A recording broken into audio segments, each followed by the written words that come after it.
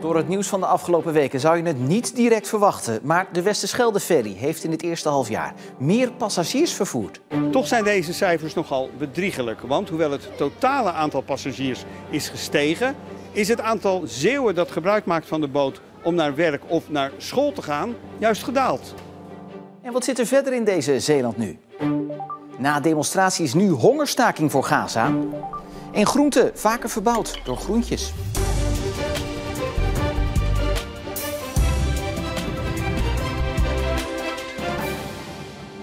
Goedenavond. De Westerschelde-ferry wordt de laatste weken, uitgerekend in het hoogseizoen, geplaagd door uitvallende veerdiensten, door personeelsgebrek en afgelopen week nog door een storing. En toch kijkt de directie van het Fietsvoetveer tevreden terug op het eerste halfjaar.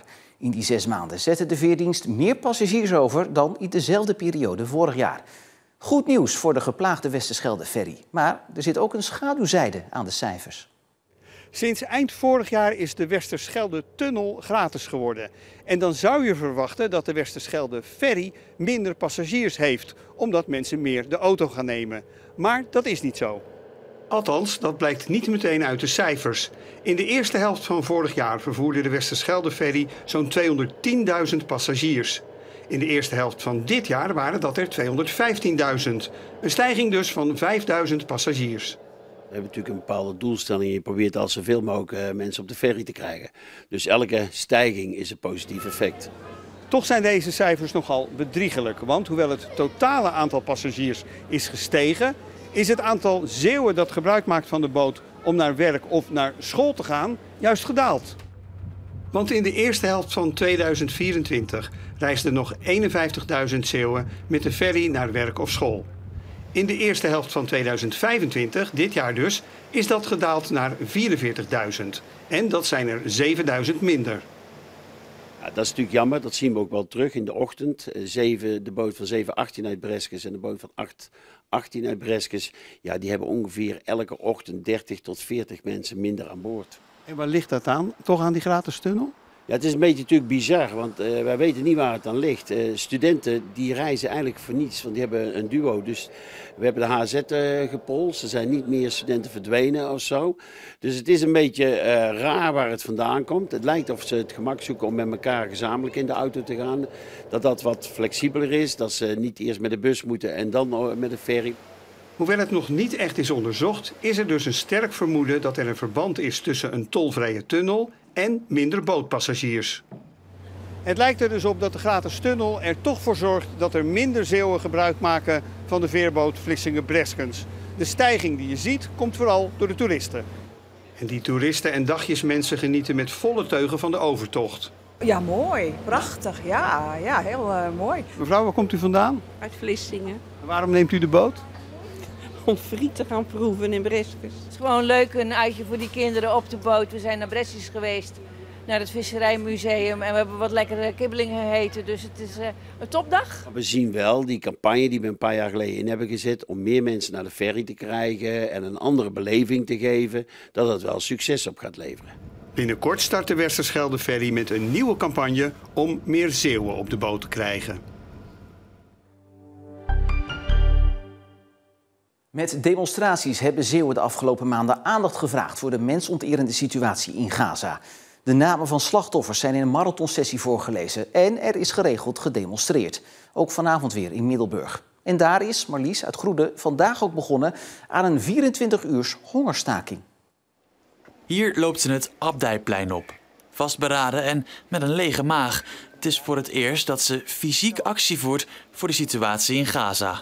En voor mij was dat een moment dat ik dacht, eindelijk kan ik iets doen. Want ik voel me al maanden, zo niet al een jaar, machteloos over de hele situatie in Gaza.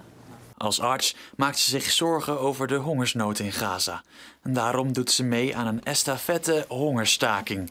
Een landelijke actie die al loopt vanaf mei, maar nu ook Zeeland heeft gevonden. Ik heb een groot bord meegenomen waarop duidelijk staat waar ik hiervoor zit.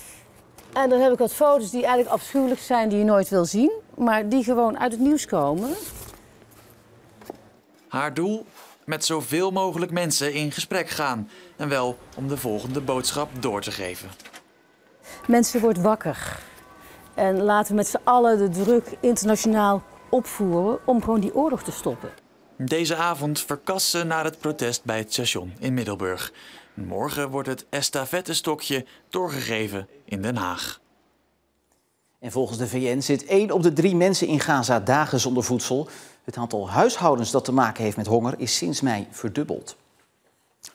Een 19-jarige Vlissinger is vannacht aangehouden omdat hij een agent aanreed. Toen agenten de automobilist wilden controleren, gaf hij gas en reed een agent over zijn voet. De agent is ook een stukje meegesleurd door de auto. En uiteindelijk belanden de man en agent in een sloot. De man wordt verdacht van poging tot doodslag.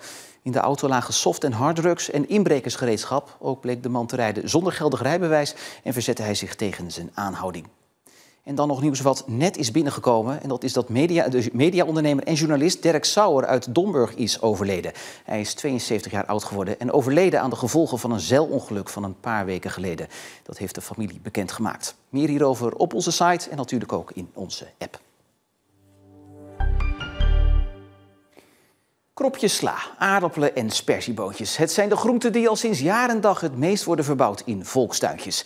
En dan vooral door mannen op leeftijd. Jonge mensen zag je er bijna niet. Maar die tijd is veranderd. Uit onderzoek blijkt dat er sinds een jaar of 5 steeds meer jonge mensen zijn die een volkstuin hebben. Dit is het complex Tuinderslust in Terneuzen. En sinds een jaar heeft Kelly Magielsen hier samen met haar familie een moestuin. Het begon eigenlijk als een hobby van mijn vriend en zijn zusje dan om thuis dingen te planten, zaadjes planten. Ook voor de kinderen eigenlijk, die vinden het ook heel leuk. Maar op den duur stond alles vol. Zowel thuis op de vensterbank als buiten in een klein kastje. En mijn vriend die kwam er eigenlijk achter dat ze hier zo'n tuinen hadden. Dus we hebben een mailtje gestuurd en we mochten komen kijken. Ze zijn druk bezig om de moestuin in te richten en krijgen ook steeds meer kennis over het op een verantwoorde manier verbouwen van groenten en fruit.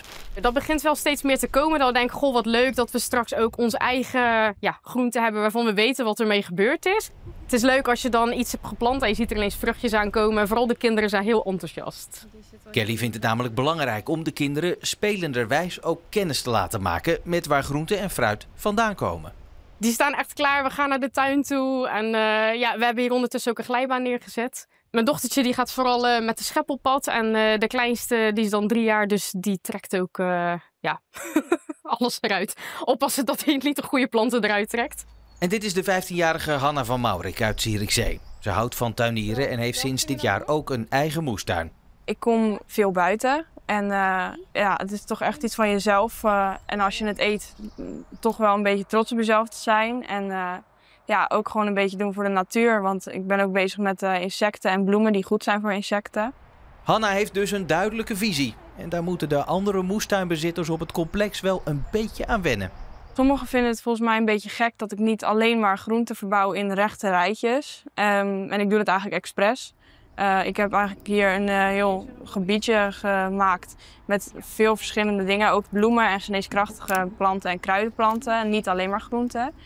Ja, ik doe het een beetje anders dan andere mensen hier zo. Maar dat vind ik eigenlijk toch wel leuk. De bloemen in de moestuin worden door Hanna gebruikt voor allerlei doeleinden. Daar haal ik af en toe blaadjes van af. En ik had nou pas een taart gemaakt en daar had ik de blaadjes overheen gedaan. En ik wil er ook van de bloemetjes die hier staan en die oranje bloemen die achter ook staan, dat zijn goudsbloemen. En die droog ik thuis en dan doe ik de blaadjes in olie voor een paar weken. En als ik ze dan met bijenwas samen doe, kan ik er zelf van maken. Hanna is elke dag in haar moestuin te vinden en krijgt regelmatig hulp van haar broertje Bram en vriendin Lara. Het kost wel heel veel tijd. Veel water geven ook natuurlijk met die droogte nu. En onkruid altijd weghalen, altijd staat er onkruid. En goed plukken en bijhouden. Ondanks dat het veel tijd in beslag neemt, vindt Hanna het erg leuk dat er steeds meer jonge mensen een moestuin hebben.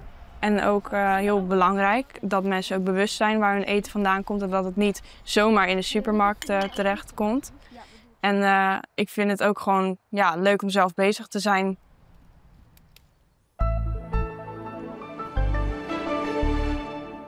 Het begon droog en zo hier en daar ook zonnig, maar de bewolking eiste al snel de hoofdrol op en trakteerde op een paar mooie buien. Morgen wederom bewolkt met regen en maximaal 20 graden en aan zee ook nog een stevige noordwestenwind. En die wisselvalligheid die houden we nog wel eventjes vast met maximaal 22 graden. En tot slot nog even dit, want aan de hand van de jaringen hebben ze het waarschijnlijk niet kunnen bepalen, want die zijn niet of nauwelijks nog te zien. Maar toch denkt het Zeeuwse landschap zeker te weten dat ze de restanten van een 2500 jaar oude boom hebben gevonden. Het gaat om deze boomstam. Die is gevonden in het verdronken land van Saaftingen aan de rand van de Vaargul. Door de wind, stroming en scheepvaartbewegingen zijn de dennenresten tevoorschijn gekomen. Ja, mocht je nou denken, ik trek mijn laarzen aan, ga het land van Saaftingen in om die boomstam zelf te gaan bekijken. Helaas, hij ligt in het niet toegankelijke deel van het natuurgebied. Dus we zullen het helaas met deze ene foto moeten doen. Tot zover deze Zeeland Nu van vandaag. Voor het laatste nieuws, onder meer over het nieuws van het overlijden van Derk Sauer, kan je natuurlijk terecht op onze website of in de app. Voor nu, een fijne avond.